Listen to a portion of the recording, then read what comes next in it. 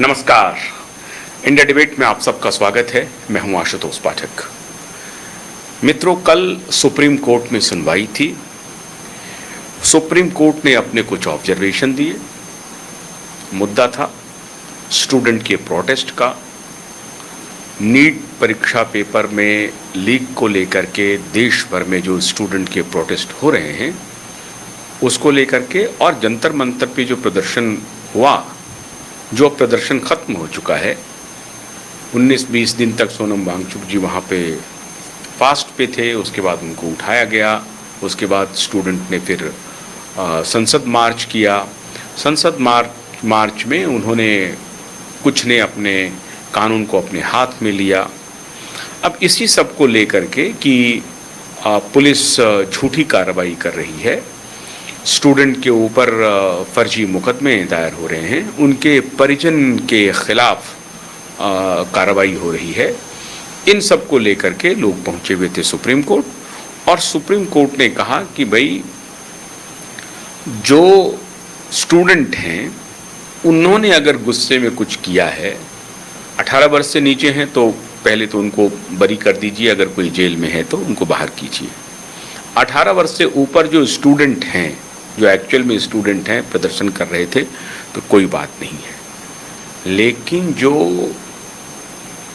जिनके खिलाफ attempt to murder, rape, चोरी, डकैती, बलवा, बदमाशी, इस तरह के कहीं किसी थाने में आरोप दर्ज है या और भी कुछ बातें हैं उनके खिलाफ, और वो वहाँ पाए गए हैं, वो उस हिंसा में शामिल हैं, तो उनके खिलाफ हम कैसे कहेंगे कि कार्रवाई मत कीजिए?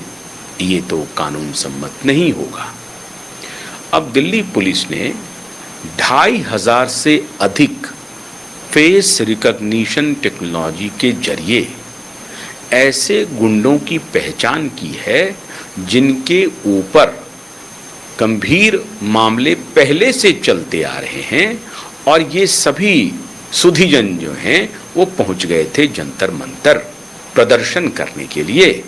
और प्रदर्शन इनका करना उद्देश्य नहीं था, नीट के विद्यार्थियों के साथ खड़ा होना इनका उद्देश्य नहीं था। इनका उद्देश्य था आंदोलन को हिंसक बनाना, आगजनी करना, लूटपाट करना, मारपिटाई करना, पुलिस के ऊपर हमला करना और एक क्योस का वातावरण तैयार करना। पुलिस के पास ये सारे डिटेल आ चुके हैं। अब जब सुप्रीम कोर्ट ने ये कहा कि नहीं, इनके खिलाफ तो कार्रवाई होगी, तो सीजेपी के नेता गण, नए नेता जिनको बुखार है अभी सांसद बनने का, मंत्री बनने का, नेता बनने का, सुरूर चढ़ा हुआ है, नशा चढ़ा हुआ है, वो कह रहे हैं कि मुझे मंजूर नहीं है, नॉट एक्सेप्टेबल। सुप्रीम कोर्ट के आदेश को, ऑर्डर को, ऑब्जर्वेशन को नॉट एक्सेप्टेबल कहा जा रहा है। अब इसी प्रकरण में बात करने के लिए कि ये जो उनका जो विश्वास है, इतना जो आत्मविश्वास है, ये क्यों है? क्या ये कानून सम्मत है? उनकी प्लानिंग क्या है? सब पर बात करने के लिए जाने माने एडवोकेट नीलेश ओझा जी जुड़ रहे हैं मुंबई से।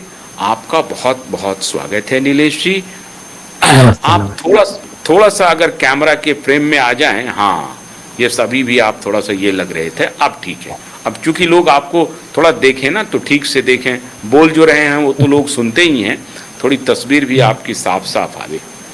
उन्होंने कह दिया है नॉट एक्सेप्टेबल, मतलब ये एक्स्ट्रा जुडिशियल अथॉरिटी लेकर के सीजीपी के तमाम लोग जो अमेरिका से कुछ पावर लेकर के बैठे हैं, वो कह रहे हैं नॉट एक्सेप्टेबल। अभी देखो क्या है प्रॉब्लम, कहां होता है। मैं आपको पहले से कह रहा हूं कि ये युवाओं को अपना पूर्ण समर्थन है। आप भले ही देखो, विचारधारा हमारी अलग हो सकती है, हमको आपके विचार ना पटे, लेकिन अगर आप ये डिमांड धर्मेंद्र प्रधान का इस्तीफा है, सही डिमांड है, वो उनके ऊपर प्रोसिक्यूशन चीफ सेक्रेटरी वगैरह पे, और अगर आपको एक कदम आगे लगता है धर्मेंद्र प्रधान को आरोपी बनाना है, वो डिमांड कीजिए आप। ऐसी जो डिमांड लॉ सम्मत है, विधि सम्मत है, संविधान के अनुरूप है, उसमें हमारे विचार पटे या नहीं पटे, वो आपका अधिकार है, उसको संविधान का प्रोटेक्शन है। और उसमें अगर आपको कोई अन्याय करता है तो उसके खिलाफ कार्रवाई का आपको अधिकार है। जरूरत पड़ा तो हम भी आपको समर्थन दे देंगे अगर कोई आप पे अत्याचार करेगा तो। क्या injustice anywhere is threat to justice everywhere. आज किसी और पे अन्याय हुआ, कल दूसरे पे हो सकता है। Evil tolerated is evil propagated. हम ये बिल्कुल बर्दाश्त नहीं करेंगे, भले ही आपके हमारे विचार नहीं पड़ते। इस बारे में आपको याद होगा Ashutosh ji, House of Lords में लंदन में एक वॉल्टियर का एक वर्ड लिखा हुआ है, I may disagree with you but I will fight till death your right to say it. मैं आपसे असहमत हो सकता हूं लेकिन आपको आपके विचार कहने का मौका मिले, इसके लिए मैं अपने अंतिम सांस तक मरते दम तक लड़ूंगा। और इसको सुप्रीम कोर्ट ने indirect tax practitioner RK Jain का जो केस है 2010 में, सुप्रीम कोर्ट ने बोला कि तुमने हमारे खिलाफ बोल दिया, तो जुडिशरी का करप्शन निकाल दिया करके आपको आवाज दबा नहीं सकते। ये जो है हर एक का फ्रीडम ऑफ एक्सप्रेशन है, उसका रिस्पेक्ट किया जाना चाहिए। तो सेम प्रिंसिपल पे हम लोग चलते हैं, don't see who is right, see what is right.